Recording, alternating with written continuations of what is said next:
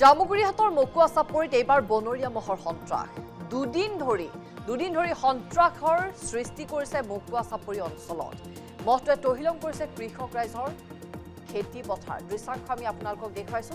বনৰীয়া মহৰ বিচৰণক লৈ এতিয়া অঞ্চলটোৰ ৰাইজ আতংকিত হৈ পৰিছে কাজিৰঙা ৰাষ্ট্ৰীয় উদ্যানৰ পৰা ওলাই আহিছে বনৰীয়া মহটো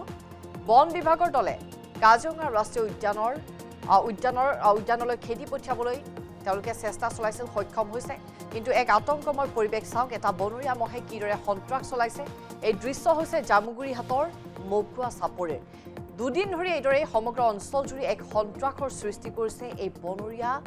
মহটোৱে তহিলং কৰিছে কৃষক ৰাইজৰ খেতি পথাৰ আৰু বনৰীয়া মহৰ বিচৰণক লৈ ৰাইজ আতংকিত হৈ পৰিছে কাজিৰঙা ৰাষ্ট্ৰীয় উদ্যানৰ পৰা আহিছে এই বনৰীয়া মহটো ওলাই আহিছে আৰু পৰৱৰ্তী সময়ত বন বিভাগৰ দলে কাজিৰঙা ৰাষ্ট্ৰীয় উদ্যানলৈ খেদি পঠিয়াবলৈ সক্ষম হৈছে এই বনৰীয়া মহটো তাৰ পাছতেই যেন স্বস্তিৰ নিশ্বাস পেলাইছে ৰাইজে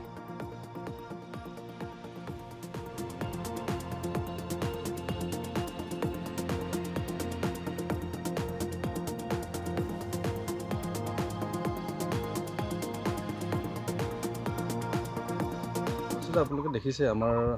নতুনকৈ সংযোজিত যি নৱম সংযোজন তাতে আমাৰ এটা বনৰীয়া মহ আমাৰ কাজিৰঙাৰ পৰা ওলাই আহিছে বুলি আমি খবৰ পাইছিলোঁ আৰু খবৰ পোৱাৰ পিছতে আমাৰ ষ্টাফ তালৈ গৈছিলে একচুৱেলি কেইদিনমানৰ ভিতৰত তেওঁলোকে গৈ আছে আৰু আজি আমাৰ বন বিভাগৰ পৰা ষ্টাফে গৈ তাতে যিখিনি মানুহ আছে তেখেতসকলৰ লগতো সহযোগ কৰি ট্ৰেক্টৰৰ সহায়ত সেই মহটো খেদি পঠিয়াবৰ কাৰণে পৰিকল্পনা কৰে আৰু সেই পৰিকল্পনা মৰ্মে দেখা গ'ল যে মহটোক আমি খেদি পেলাই যে কাজিৰঙা নৱম সংযোজনৰ ভিতৰৰ ফালে আমি ঘূৰাই পঠাব মানুহ এতিয়ালৈকে সাধাৰণতে ক্ষতিসাধন কৰা নাই কিন্তু আমি যি খবৰ পাইছোঁ মানুহৰ শস্য কিছু পৰিমাণে ক্ষতিসাধন কৰিছিলে আৰু সামান্য পৰিমাণে এজন মানুহ আঘাত হৈছে বুলি গম পাইছোঁ কিন্তু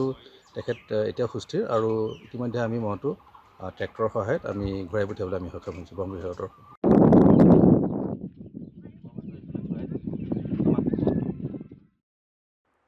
জামুগুৰিহাটৰ মকুৱা চাপৰিত এইবাৰ বনৰীয়া মহৰ সন্ত্ৰাস দুদিন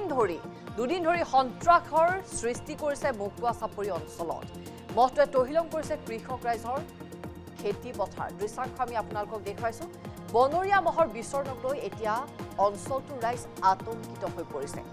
কাজিৰঙা ৰাষ্ট্ৰীয় উদ্যানৰ পৰা ওলাই আহিছে বনৰীয়া মহটো বন বিভাগৰ দলে কাজিৰঙা ৰাষ্ট্ৰীয় উদ্যানলৈ খেদি পঠিয়াবলৈ তেওঁলোকে চেষ্টা চলাইছিল সক্ষম হৈছে কিন্তু এক আতংকময় পৰিৱেশ চাওক এটা বনৰীয়া মহে কিদৰে সন্ত্ৰাস চলাইছে এই দৃশ্য হৈছে জামুগুৰিহাটৰ মকুৱা চাপৰিৰ দুদিন ধৰি এইদৰে সমগ্ৰ অঞ্চলজুৰি এক সন্ত্ৰাসৰ সৃষ্টি কৰিছে এই বনৰীয়া মহটোৱে তহিলং কৰিছে কৃষক ৰাইজৰ খেতি পথাৰ আৰু বনৰীয়া মহৰ বিচৰণক লৈ ৰাইজ আতংকিত হৈ পৰিছে কাজিৰঙা ৰাষ্ট্ৰীয় উদ্যানৰ পৰা আহিছে এই বনৰীয়া মহটো ওলাই আহিছে আৰু পৰৱৰ্তী সময়ত বন বিভাগৰ দলে কাজিৰঙা ৰাষ্ট্ৰীয় উদ্যানলৈ খেদি পঠিয়াবলৈ সক্ষম হৈছে এই বনৰীয়া মহটো তাৰ পাছতেই যেন স্বস্তিৰ নিশ্বাস পেলাইছে ৰাইজে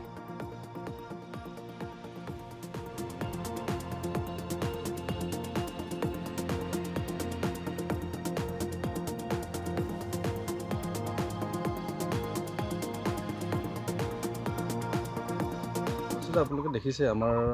নতুনকৈ সংযোজিত যি নৱম সংযোজন তাতে আমাৰ এটা বনৰীয়া মহ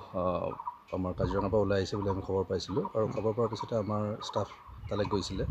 একচুৱেলি কেইদিনমানৰ ভিতৰত তেওঁলোকে গৈ আছে আৰু আজি আমাৰ বন বিভাগৰ পৰা ষ্টাফে গৈ তাতে যিখিনি মানুহ আছে তেখেতসকলৰ লগতো সহযোগ কৰি ট্ৰেক্টৰৰ সহায়ত সেই মহটো খেদি পঠিয়াবৰ কাৰণে পৰিকল্পনা কৰে আৰু সেই পৰিকল্পনা মৰ্মে দেখা গ'ল যে মহটোক আমি খেদি পেলাই যে কাজিৰঙা নৱম সংযোজনৰ ভিতৰৰ ফালে আমি ঘূৰাই পঠাব মানুহ এতিয়ালৈকে সাধাৰণতে ক্ষতিসাধন কৰা নাই কিন্তু আমি যি খবৰ পাইছোঁ মানুহৰ শস্য কিছু পৰিমাণে ক্ষতিসাধন কৰিছিলে আৰু সামান্য পৰিমাণে এজন মানুহ আঘাত হৈছে বুলি গম পাইছোঁ কিন্তু তেখেত এতিয়া সুস্থিৰ আৰু ইতিমধ্যে আমি মহটো ট্ৰেক্টৰৰ সহায়ত আমি ঘূৰাই পঠিয়াবলৈ আমি সক্ষম হৈছোঁ বন বিভাগৰ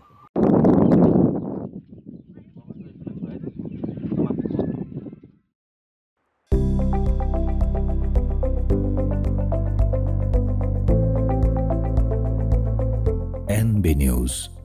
সহজ সৰল ভাষাত নৱভাৰতৰ কথা।